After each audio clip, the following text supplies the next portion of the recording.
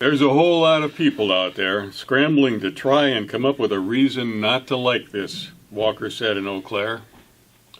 I can tell you that's fine, but I think they can go suck lemons. Friends, welcome to the Lemonade episode.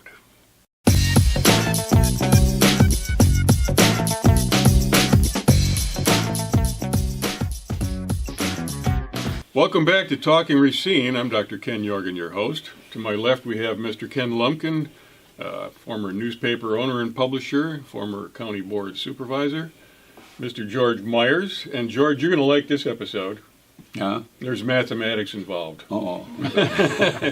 And Mr. Jim Spodek, our producer of the show.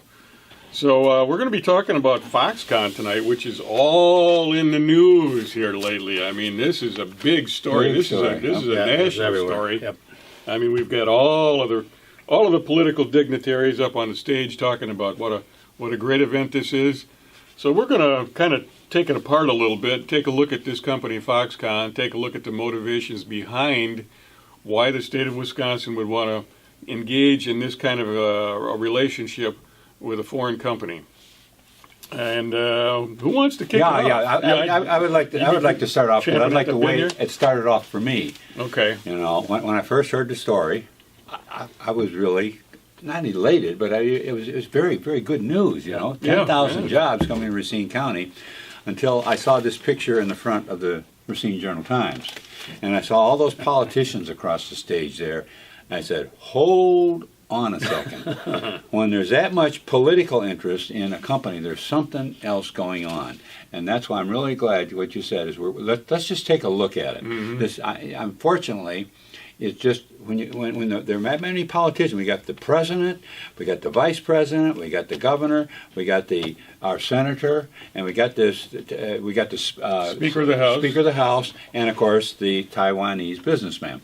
So when there's that much politics involved with it, there's something going on. That's all I'm saying. You know what I'm going to do? It needs to be looked at. I'm going to play from right now. We're going to take it from the Washington D.C. and we're going to kind of take it down locally. Let me just play this on Trump, and then we'll talk about it. We'll get into it a little deeper. Okay, start with the president. We'll start at the top and start working down. President of the United States. Thank you to Speaker Ryan. We're working very, very closely. We're getting a lot done. Governor Walker has been so tremendous from the first time we announced that Terry even had a small amount of interest in going into this country someplace.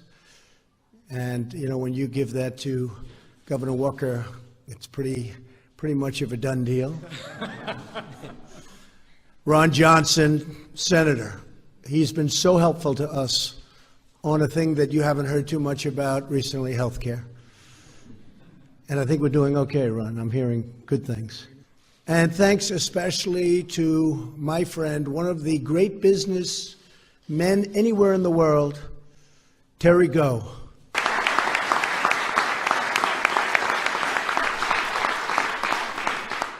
I would see Terry and I'd say, Terry, you have to give us a couple of those these are massive places that you do such great work with, and he's going to be doing that in a state that's very close to my heart, Wisconsin. So we're very happy. One of the big job producers anywhere at any time, Scott. So I know it's going to be fantastic for the people. Well, that was inspiring. What we should talk about here now is there's a $3 billion incentive package that's coming from the state of Wisconsin to inspire Foxconn to invest $10 billion in a new manufacturing facility in southeast Wisconsin, which has pretty much, at least in terms of the news reports, been decided it's going to be somewhere between Racine and Kenosha. And I've heard a likely site is Highway 11 out near the interstate. Is that what you guys have been hearing too? All over. So they're expecting this thing to open up in 2020. That's basically 3 years from now.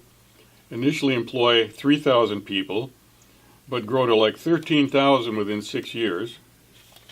And it's quite an impressive thing. I would just point out that $3 billion is $200 million a year for 15 years. and that will be coming from the Wisconsin taxpayers. Right. All right. Okay? Now you have to remember this company that we're subsidized. subsidizing does 135 billion a year in revenues. 135 billion a year. That's 10 days of revenue for that company. Right. So I mean, it's a drop in a bucket compared to what that company does in revenue. So why we're subsidizing this company, I think there's way more under the sheets. Well, people are excited about the figure that was thrown out there. Is these jobs are going to be worth on the average $53,900 a year, which sounds pretty good if you're working a 40-hour week and it's calculated at 52 weeks, assuming you get 2 weeks of paid vacation. That comes out to $25.91 an hour. However, Well, now if you work- let's just leave it there just for a second, because I want to All right. look at this $200 million subsidy. All right. Now, if you take that and divide it by the same number of figures, you know, down to the average per hour that comes out to be. Now, of course, I was looking at it as 10,000 jobs, because 13,000, it's up to 13,000. Yeah. Right. But if it settles in at 10,000, it's going to start at 3. makes it's the gonna work math up to easier 10. too, don't it? Yeah, that's $10 an hour, which says that almost 40% of that $26 you got there is subsidized by the taxpayers. 40% of each person's Right. wage. We're buying labor. We're Yeah. buying We're buying labor jobs, from- yeah. we're buying jobs. Well, and if you go to 50 hours a week, which is 5 10-hour days, and of course then the last 10 hours would be overtime, so you'd get time and a half. So essentially you're getting 55 hours worth of wages a week. That makes it $18.84 an hour. Now, I have heard, and I know you guys have too, that this company typically works 5 12-hour days a week. 60-hour weeks. 60-hour week. Now, if you calculate time and a half for overtime, which is, that's actually a legal mandate, you're essentially getting 70 hours worth of pay. Now it's $14.80 an hour.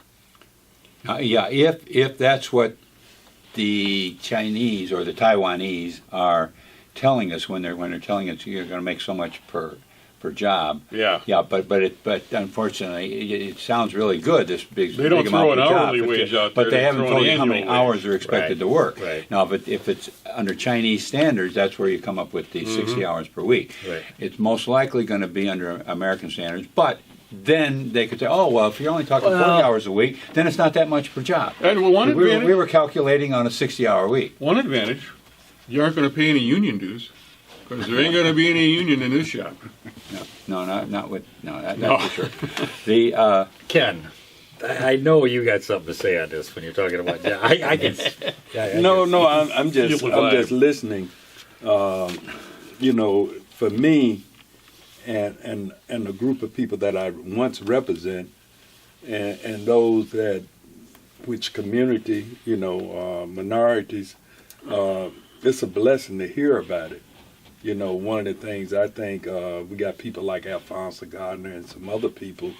I hope that they start looking at putting some pressure once it seemed like it might happen. I think it's a big question mark in many people's mind whether or not something like this will ever, you know, come to being.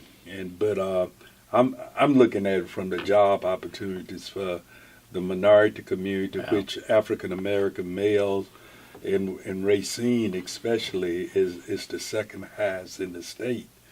And if this provide any job opportunities, it's hard for me to say, you know. Right. Now listen, we're all in favor of it coming out as good as it sounds. Right. But we're looking at it with a little bit of a jaundiced eye because we've got experience with these politicians and with how things typically go with these kind of development projects. and I think from the taxpayer's viewpoint, we really need to look into how much are the taxpayers subsidizing it. Right. And what's that effect going to be on the economy? Because what you're essentially doing is you're taking money, $200 million a year, out of the private sector, the taxpayers, and you're putting it over into this one spot. And that is, you know, it's not as clean as it looks. I mean, what we're concerned about basically here is the entire Wisconsin economy. I think if we look at it from Racine County's economy, which is a little bit selfish, because now what we're doing is we're taking $200 million out of the whole state and centering it on Wisconsin at one point. Right, in one point. Wisconsin. And that's been a problem all along. Yeah. With the Republicans, were able to garner a lot of support from up north, and saying all that money's going into Milwaukee and Racine and Kenosha, and they were able to garner a lot of votes to put Walker in office. Now, by saying that they would take care of the upstate people as much as they do the but now, downstate. Yeah. what are they doing for the upstate people when they're going to take those tax dollars and put them down here? Because that's where that money's coming from. Absolutely. It's coming from Wisconsin as a whole, and it's going to be You centered know what I'd down like there. to do? I want to play Scott Walker here, and I want you to listen to him a little We bit. call it Wisconsin Valley because this project, this ecosystem, this whole corridor really will be transformational. You see, this is, when you think about $3 billion, it's far more than just those 16,000 jobs. It's far more than just $10 billion of investment. This is about something that someday, it may be 10 or 15 or 20 years from now, those of us in public service, be we elected or appointed, and others in the community and the private sector of help, will look back and say, we were a part of that day. We were a part of that moment. We were part of the thing that was so transformational. It changed and put Wisconsin on the map on a global basis like nothing we've ever seen before. This is something that will say to the world, we have arrived. The eagle has landed and it's spread its wings and it's taken off again. We are ready. These folks in Racine, many of whom who had been unemployed in the past, many of whom had been laid off from previous employment, were looking up in absolute silence, watching. And what touched me the most, I got to tell you what, I'm not afraid to admit it, made me cry a little bit this morning, was to see them cheer. Well, the Taiwanese are here to rescue us. Yeah. Yeah. The Chinese government? Yeah, the Chinese. Well, government. interesting that you should mention that. I'm glad to hear that. A foreign power coming in, or a foreign economy coming in to bail us out. Now, if we look at this is a record subsidy that's going to this Foxconn company. Now, historically, they got 5 of them listed here: Mercury Marine, Kohl's Corporation, Quad Graphics, Oshkosh Corporation, Finance Tierra Marine, which is Marinette Marine. What do those companies all have in common, guys? All got state subsidies. And what else? They're all They're all state companies. homegrown companies, They're all yeah, they're state all- yeah. companies. Mhm. They received $264.2 million in incentives between 2012 and 2017 and created 7,411 jobs. For how much?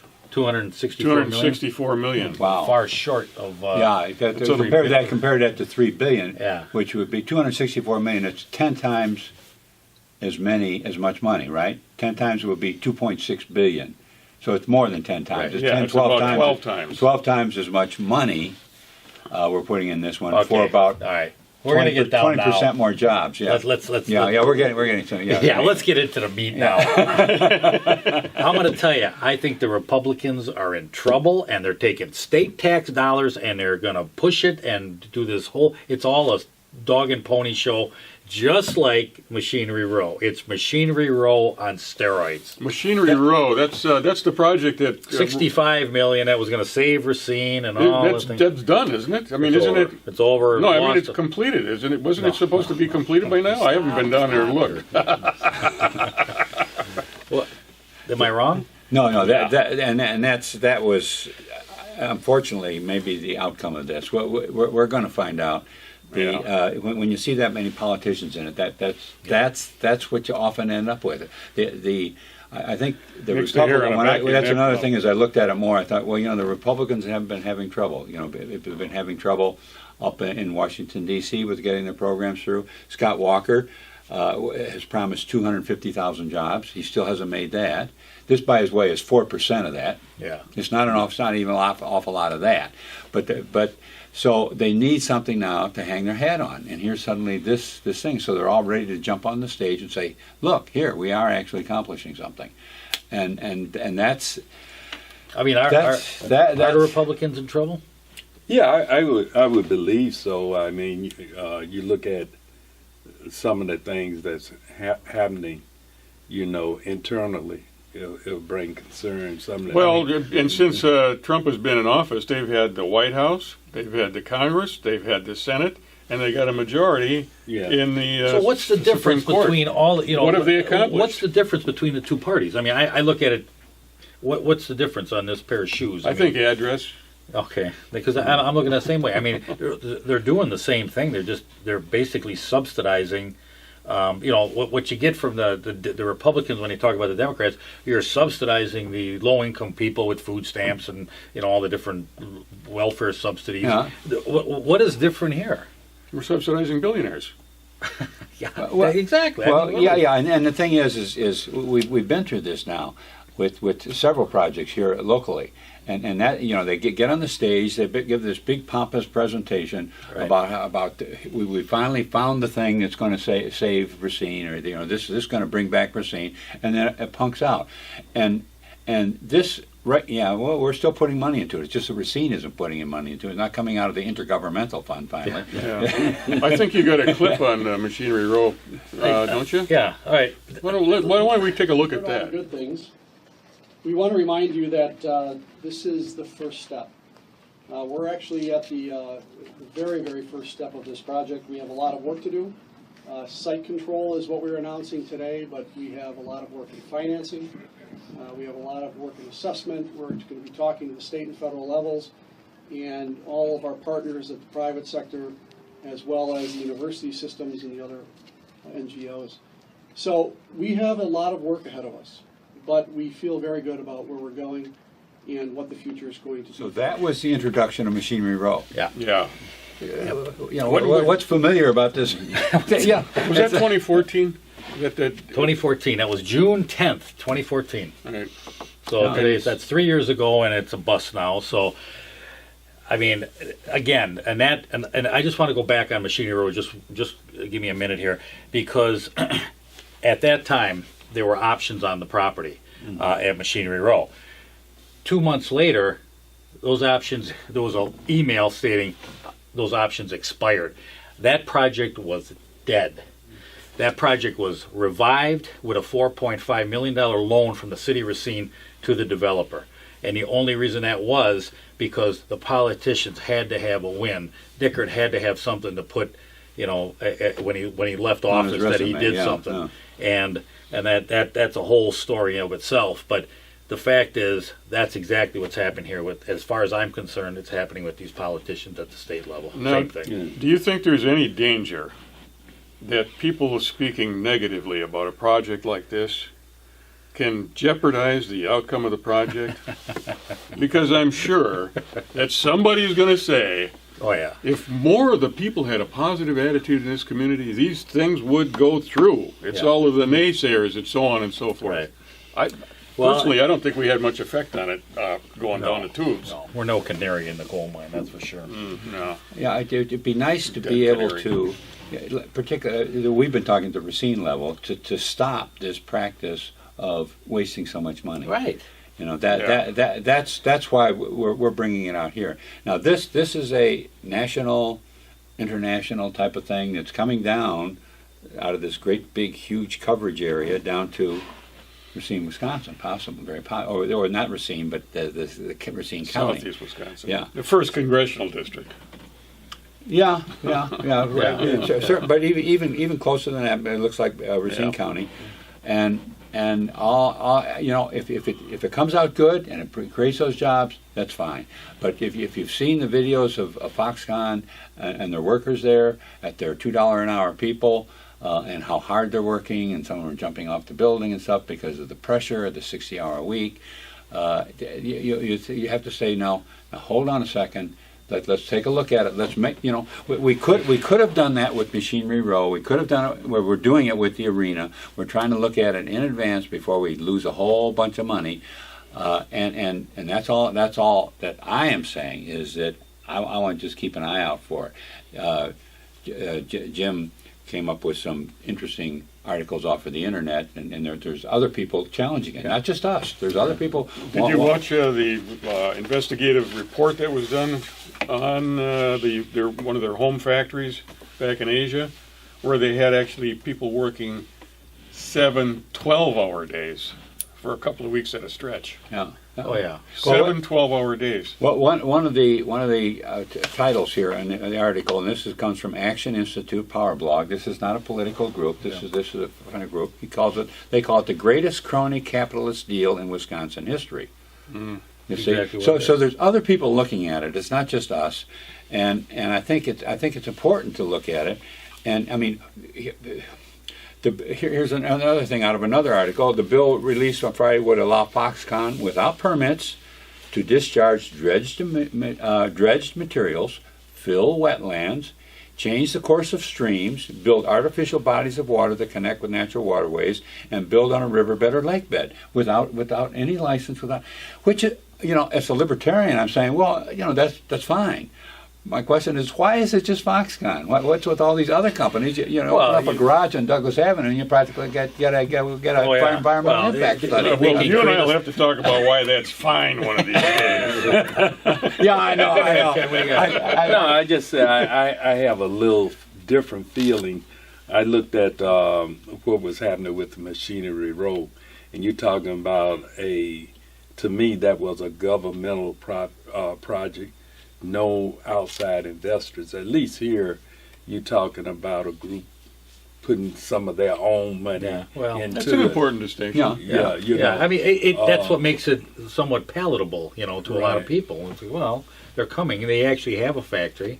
They have multiple factories. And we're looking at it within 10 years, where generations after us could receive the benefit if it happened the way it happens, And I believe if you would ask taxpayers in this case, they would be very much for it. That's just my opinion. I think so. I think the overwhelming opinion throughout the community is that this is a great thing. But there's something else to consider. This is not the first community that Foxconn has come to and said we're going to build a gigantic factory. They've been to a couple other communities, Pennsylvania and where was it? Well, they were in India. There was a couple Indiana? other, but there was one in Indonesia. They came in. They got a lot of subsidies, or were going to, and ended up not building it. Yeah. They have kind of a reputation of coming in and making a big spiel and then not having a. Well, if we haven't given them any money in the meantime, like we did at Machinery Row, where we actually dished out money and then back out. Here's another thing, though. What tipped me off right in the beginning was all of a sudden they're looking for land. This big flying in a jet into Mitchell Field, and they're looking for land, and it's this big, scouring the countryside for land. Nobody does that when you're coming in to put a factory, and they hire a broker. He comes in kind of quietly. He'll come in. He'll look at the area. He may make some offers. He may not. But I'm going to tell you, here's my read. If you own land and they're going to come in there and they're going to offer you an option on your land, sell it. Take the biggest option you can get with no refund and put that option in your pocket. Because I got a funny feeling that option's going to stay in your pocket and your land's going to stay in your family. Because I think that's the way you're going to make money on Foxconn. Well, it'd be interesting to see just once they decide where this is going to go, who owns that land? Well, that's another one. There's so many red flags on this. And I know I'm a little skeptical. I mean, I go through Machinery Row. No, you're very skeptical. Yeah, well, but I mean, I look at all these projects, and and when you put politicians and tax money together, and they're in trouble politically with their elections. I mean, you got Ryan saying, I'm bringing home the goods, Trump and I are bringing home the goods to Wisconsin, and Walker's coming in. You got to remember, he was going to do a casino in Kenosha where the old dog track was. Mm-hmm. That was a big, big boo-boo on his part, because that thing, he could have had Hard Rock, and Kenosha's ticked. And they're not voting for it. I'll tell you what, I've talked to people that are not Trump or for Walker, who said this time around, I felt I was taken advantage of. That was a competition between the Ho-Chunk Nation and the Potawatomis, right? Well, what we got? Because the Potawatomis didn't want to have the Ho-Chunks in Kenosha competing with what they have up in the Menominee But here's Valley. the thing.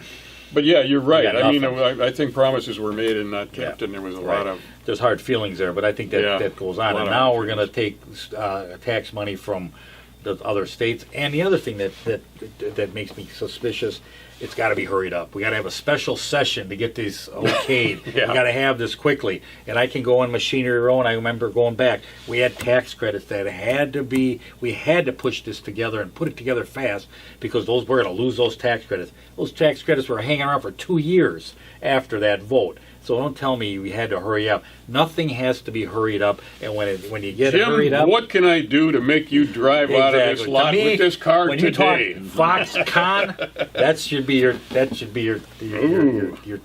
tip But off, huh? the history of Racine and its greatness has come from basically homegrown communities. Exactly. You know? And this is somebody coming from the outside and plopping something in. I definitely don't share Walker's optimism that this is going to be a rebirth of the phoenix, a rise of the phoenix out of the ashes, because Foxconn comes in from, halfway around the country and puts a plant Halfway in here. around the world. Halfway around the world, yeah. And so that I think that's overstating it, but at least it could help.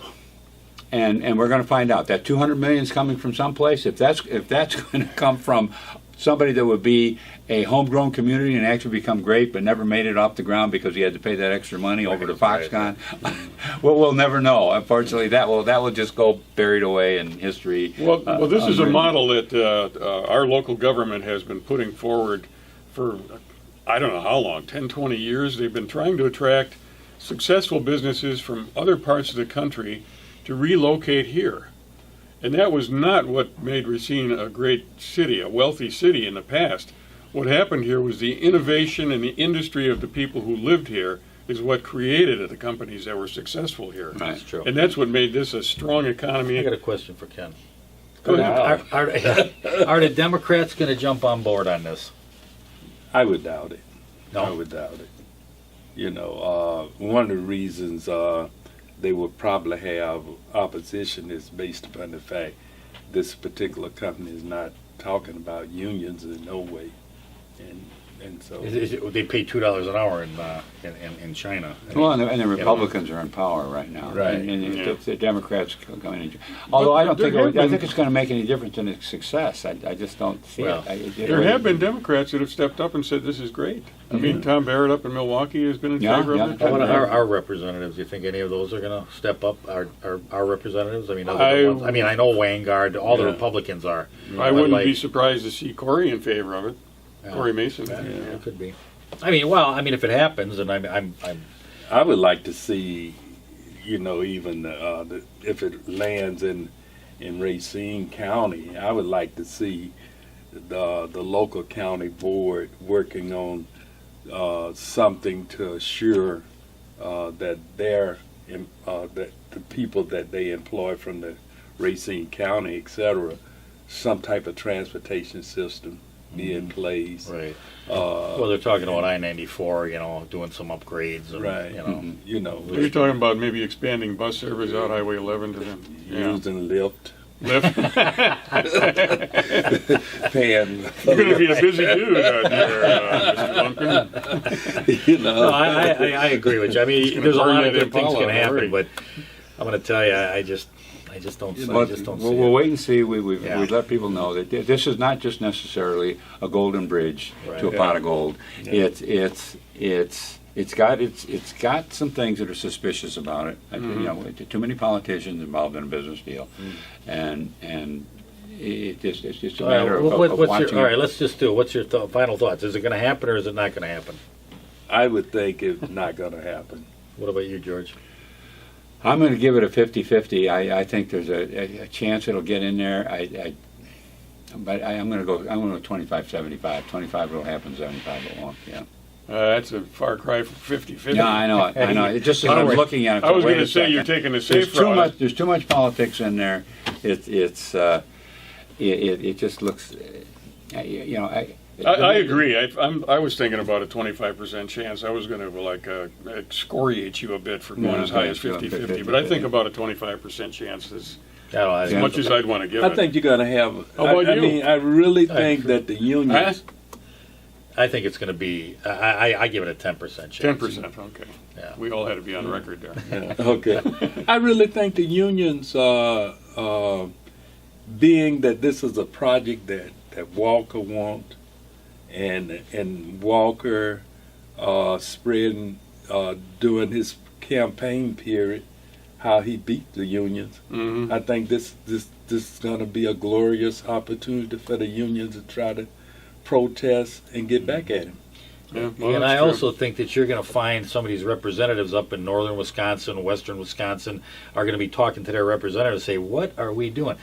Why are we subsidizing a foreign company to come in here and once again pour money into the southern part of the southeastern state. Wisconsin, yeah. right? I got a feeling this is going to go. I don't think it's going to go as easy as they're already out on Trump, or they're out campaigning for this special session they have. Anytime it goes fast, red flags are up.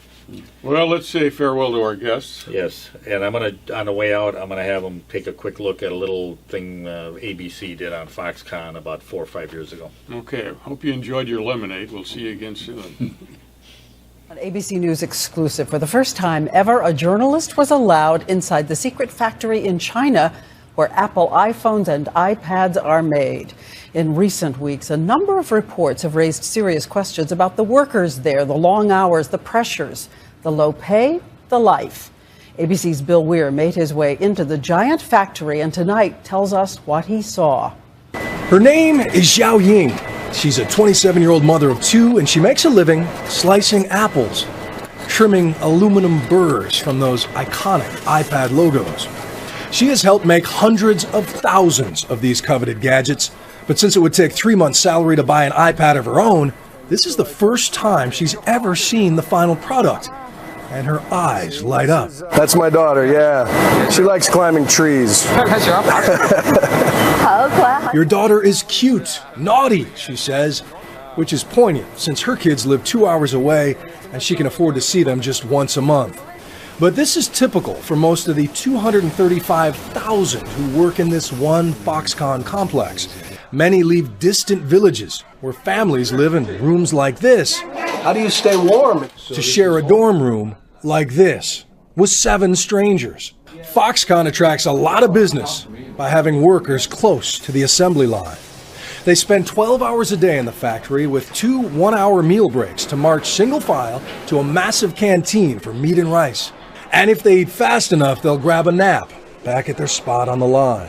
And if Foxconn ever needs more workers, there are always crowds of applicants like this, all hoping to earn a wage Americans haven't seen since the 1950s.